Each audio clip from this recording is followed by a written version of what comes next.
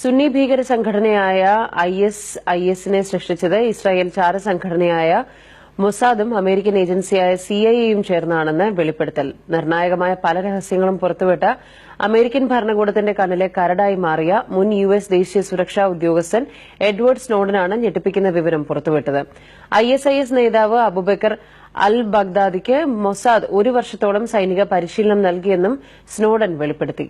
കടന്നൽക്കൂട് എന്ന് വിളിപ്പേരിട്ട രഹസ്യ പദ്ധതി വഴി അമേരിക്കയും ഇസ്രായേലും ഉൾപ്പെട്ട 3 രാജ്യങ്ങളുടെ രഹസ്യാന്വേഷണ ഏജൻസികളാണ് ഐഎസ്ഐഎസിന് രൂപം നൽകിയതെന്നാണ് എഡ്വേർഡ് സ്നോഡന്റെ വെളിപ്പെടുത്തൽ.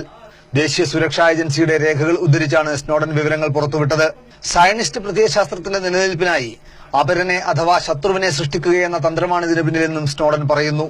ഇസ്ലാമിക ഭീകരതയെ ഉയർത്തിക്കാട്ടി ഇസ്രായേലിന്റെ നിലനിൽപ്പും അസ്തിത്വവും ഉറപ്പിക്കുന്നതിനായി അതിർത്തിക്കപ്പുറം ശത്രുവെന്ന പ്രതീതി സൃഷ്ടിക്കുന്ന ഭരണകൂട ഭീകരബുദ്ധിയാണ് ഐഎസ്ഐഎസിന്റെ സൃഷ്ടിക്ക് പിന്നിലെന്ന് സ്നോഡൻ പറയുന്നു. ഐഎസ്ഐഎസ് തലവനും സ്വയം പ്രഖ്യാപിത ഖലീഫയുമായ അബൂബക്കർ അൽ ബഗ്ദാദി ഒരു വർഷത്തോളം മൊസാദിന്റെ സൈനിക പരിശീലന ക്യാമ്പിൽ പങ്കെടുത്തിട്ടുണ്ടെന്നും സ്നോഡൻ വെളിപ്പെടുത്തുന്നു.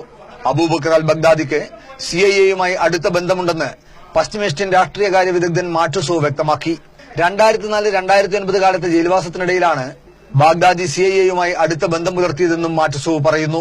ഭീകരാക്രമണങ്ങൾ പ്രതിരോധിക്കാനെന്ന പേരിൽ താലിബാനും അൽ ഖ്വയ്ദക്കുമെതിരെ ആളില്ലാ വിമാനാക്രമണം സംഘടിപ്പിക്കുന്ന അമേരിക്ക ഐഎസ്ഐഎസിന് നേരെ അത്തരം ഇടപെടൽ നടത്താത്തത് ഈ രഹസ്യ ബാന്ധവം കൊണ്ടാണെന്നും മാറ്റുസോ പറഞ്ഞു. എഡ്വേർഡ് സ്നോഡന്റെ വെളിപ്പെടുത്തലുകളെ സാധൂകരിക്കുന്നതാണ് മാറ്റുസോവിന്റെ നിരീക്ഷണങ്ങൾ. 2006 അമേരിക്കൻ ഇറാഖ് അധിനിവേശ കാലത്ത് ആരംഭിച്ച ഒരു ഗ്രൂപ്പാണ് പിന്നീട് ഐഎസ്ഐഎസ് ആയും ISIL ആയും പടർന്നു പന്തലിച്ചത്. Political desk.